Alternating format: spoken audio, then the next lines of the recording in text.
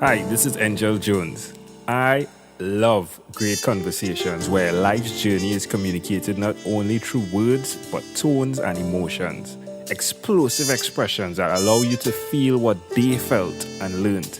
A fool learns only from his own mistake, while the wise learn from their own and from those others have made. Thanks for being here with us.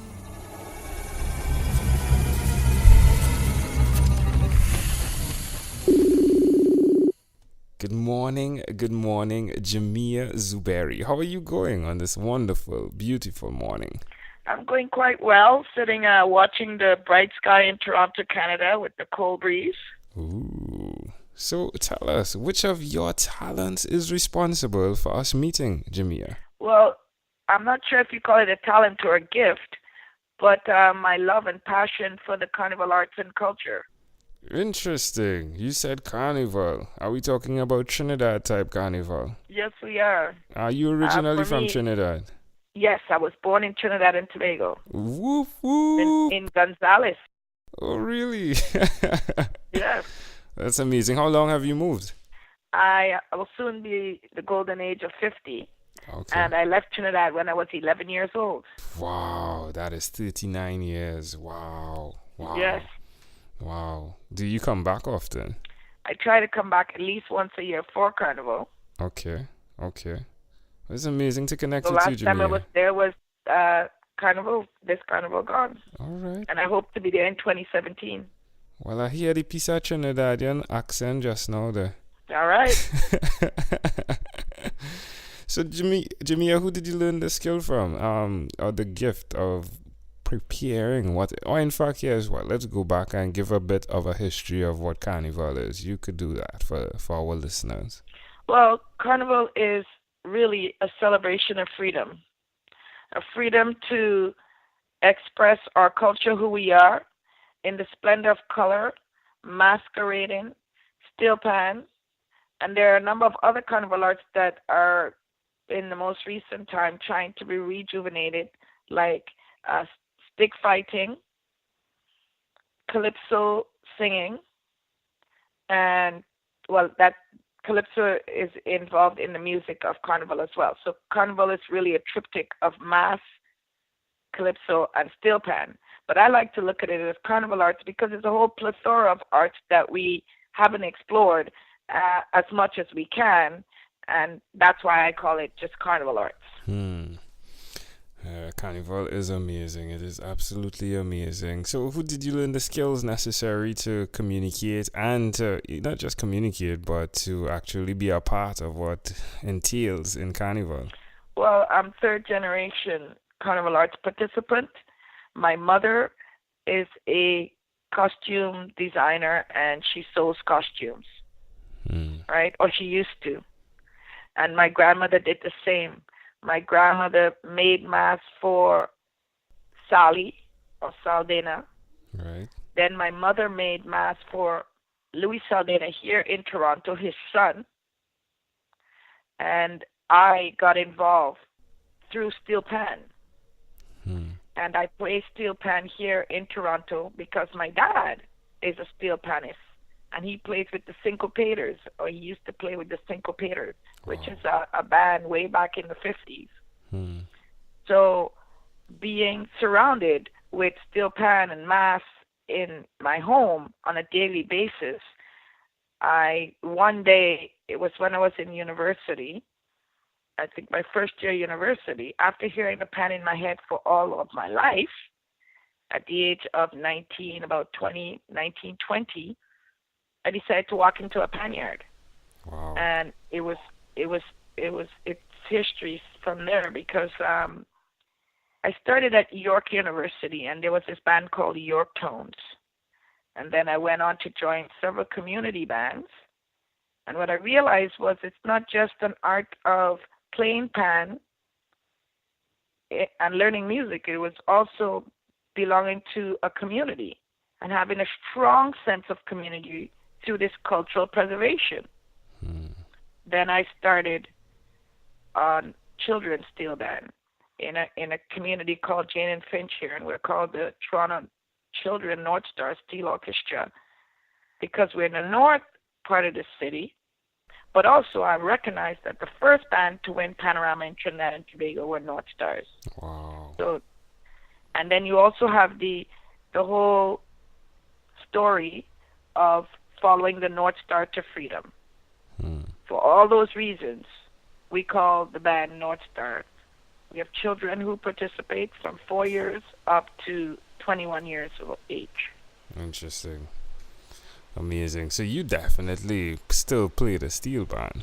I don't anymore. I kind of hung up my sticks after 25 years of playing. Okay. Because I am so busy organizing people who play the steel pan and promoting the steel pan. I myself, I may, play a little scale here and there, but I do not perform anymore. Okay. So why will you continue to repeat the skill of helping others reach the journey of the beautiful steel pan? Because people are drawn to it, and I see their spirit lifted immediately. It's like no other activity that I've been involved in sports, many different sports. I used to run marathon, played soccer, and being involved in community groups. There's nothing like seeing someone pick up a pair of sticks, hit their first note, and them connecting, feeling like they're creating music. And the more you practice, the more your skill set increases. So there's a correlation between practice and skill set. The improvement of skill set when you play steel pan before it plateaus out. And just that journey of the upward increase in skill set really makes people happy. So tell us one other thing you've done consistently over the past 3 years, please. Well, I've promoted and I've opened a Carnival Arts company where for the Toronto LGBT Pride Festival here, one of the biggest Pride Festival in the world, I, for the first time, brought up a soca artist. So Destra Garcia was the very first international soca artist at any Pride in the world. Wow. Then after Destra came Allison Hines, and I hope to continue this legacy of bringing people from the Caribbean region to insert in the LGBT festivals. How does that make you feel, knowing that you're the person that is definitely instrumental, not just from a pan perspective, but I mean, you're making new waves in Canada, are you? Well, I never really thought about how it makes me feel, but I just sometimes look at it and say, that's the right fit. It's about time, because we have festivals here in Canada and particularly North America, parades, and as a Caribbean people, and I look on, it's supposed to represent the society that we live in. And if there isn't soca or steel pan or mass, I feel as though something is missing. So it kind of gives it a sense of completeness for me. Amazing. Why would you suggest someone do what you've done by being that person that is creating completeness? Because our soul, our spirit needs to have all facets of who we are included. And for me, that's the epitome of inclusion. You know, when you have your arts and culture included, so anybody who is, no matter what culture they are or nationality they are, they should have the right and foresight to have their culture included in any type of celebration. Because really, you're celebrating you. Yeah. All right, my friend. Now let's switch gears for a bit now. Let me invite you into my time machine that is surrounded with beautiful, warm, blue Caribbean water. Wow. Jamea, what is your earliest childhood memory? I remember doing my homework on the stairs on 14 Leontine Lane. That's what I remember. How old do you think you were? Enough. Yeah.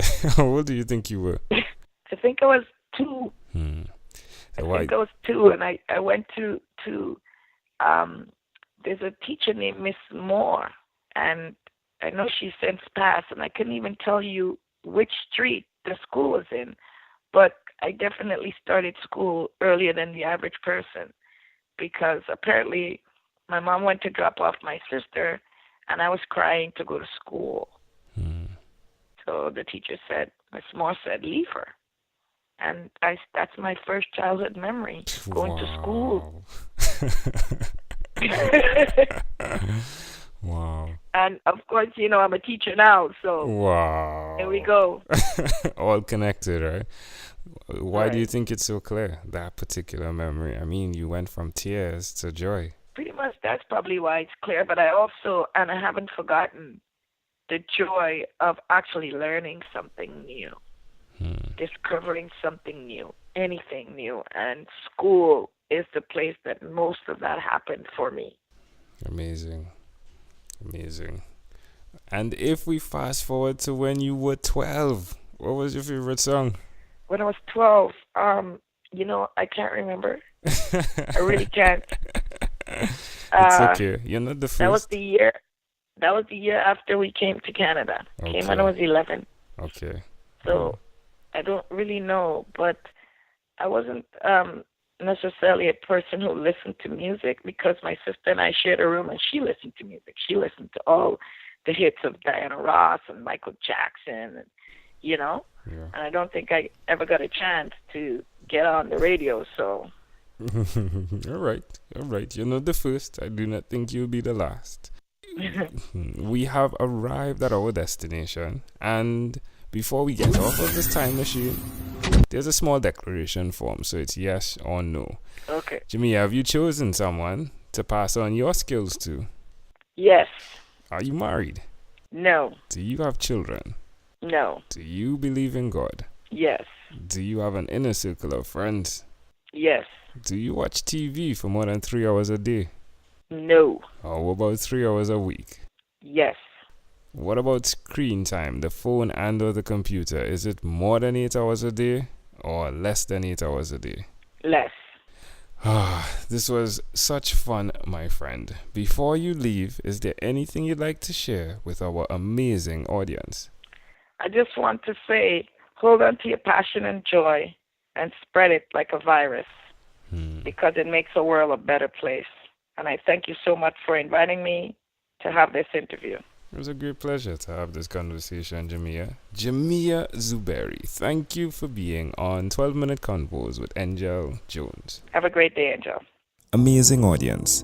Before you leave, there's one person I'd like to introduce you to, Amanda Jones. She is my wife, and her passion is to educate, encourage, and empower. Hi, I'm Amanda Jones, and I'm a registered nurse. Do you or someone you know have diabetes? According to the International Diabetes Federation, in 2015 worldwide, 415 million people were living with diabetes. Just as that figure is overwhelming, so too can the effects of diabetes be. So, to help simplify diabetes for both adult and child, I've used rhymes in my books, The ABCs of Diabetes for Children and Poems for Patients, A Focus on Diabetes. At its simplest, rhymes help us to remember. If you, a child or friend, want an easy, reader-friendly way to know about diabetes, then get a copy of these books. For more details, you can go to poemsbyaj.com. That's poemsbyaj.com.